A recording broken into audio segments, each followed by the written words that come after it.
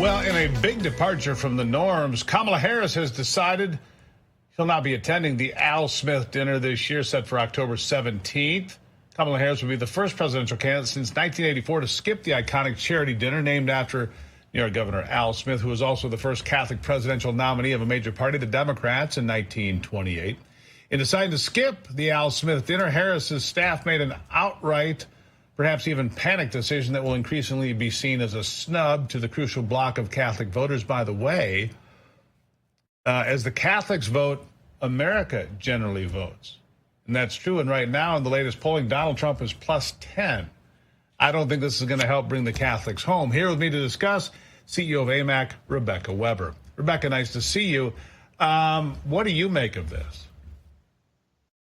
Yeah, Steve, I thought it was quite shocking. I mean, every presidential candidate has attended since 1984, but I do think it's really her latest action that reveals her true anti-Christian, anti-Catholic values. I think it was a panic decision, perhaps, and could be seen as a snub to Catholic voters, could be remembered as a historic error.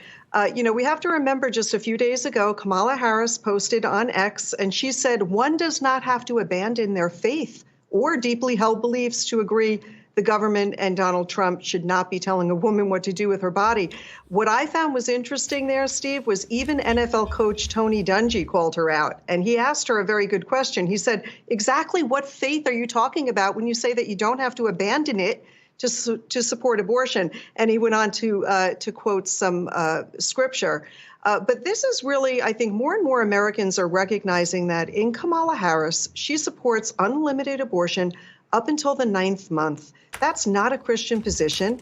It's deeply opposed to millions of believers like me who believe that every human life is worthy of love, care, and protection. You know, I read this story recently, and I was going to see if I could find it real quick. Kamala Harris skipped a dinner here not that long ago. She was so stressed out by it. They held a mock dinner, a practice dinner party. You might have read about that. So I wonder if this runs even deeper. Maybe it's not about the Catholic thing. Maybe it's the fact that she cannot function in public. Now, it can be taken as a snub to the Catholics, which it is. But maybe the problem is more systemic with her being unable to deal with a situation like that. And if she can't deal with a dinner party, how's she going to deal with world leaders? Yeah. Well, how is she going to deal with world leaders? She has been flip-flopping on so many issues. I mean, we know that she clearly supports funding gender transition surgeries for minors. I mean, that's really, I call it child abuse, Steve. And we know that her radical policies actually make Barack Obama look like a moderate Democrat because she's enacted these policies to allow boys to compete in girls' sports, enter girls' locker rooms.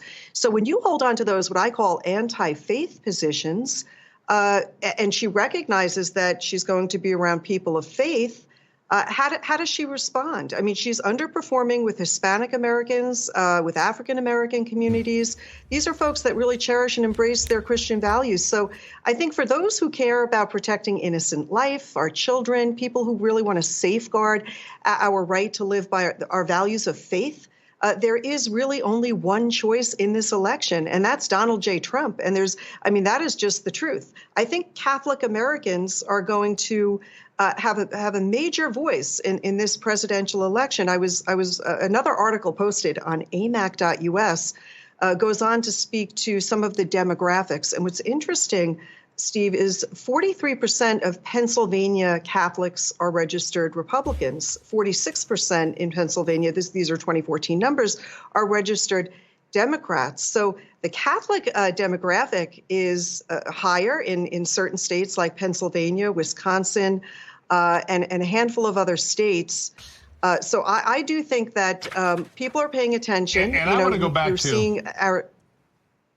I want to go back to what you pointed out here, the collapse of her numbers with Hispanic voters, down 14 points from where Joe Biden was with Hispanics in 2020. 14 points down, okay, 9 points down with the black community. But on the Hispanic community, these are people that are by and large Roman Catholics. The larger percentage of Hispanics are Roman Catholics than any other faith. This could be doubly problematic for her Hispanic vote, right? I'll give you the last word on that, Rebecca. This is just circle that and make sure that people understand. Obviously Hispanics, Roman Catholic background, snubbed by Kamala Harris.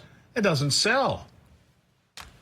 And we know that the Biden-Harris regime, they're arresting pro-life protesters. They're continuing to target nuns. Obama did this, really forcing nuns to go against, violate their faith. The attack on our girls' sports, that's going to impact Catholic education. Kamala Harris has really made it clear that she's going to continue all of this and a lot more. So she's got really an anti-life agenda. It goes beyond the evil of abortion to so many other anti-life policies. And so here at AMAC, we're just sounding the alarm and informing our members, know what she stands for, and know that she's for a lot of things that you are not, especially if you are a faithful Catholic. It just flies in the face of everything that we believe. Right. You know, Little Sisters of the Poor, that comes to mind, doesn't it? These people being abused about this. Real quickly, if you're not an AMAC member, you should be.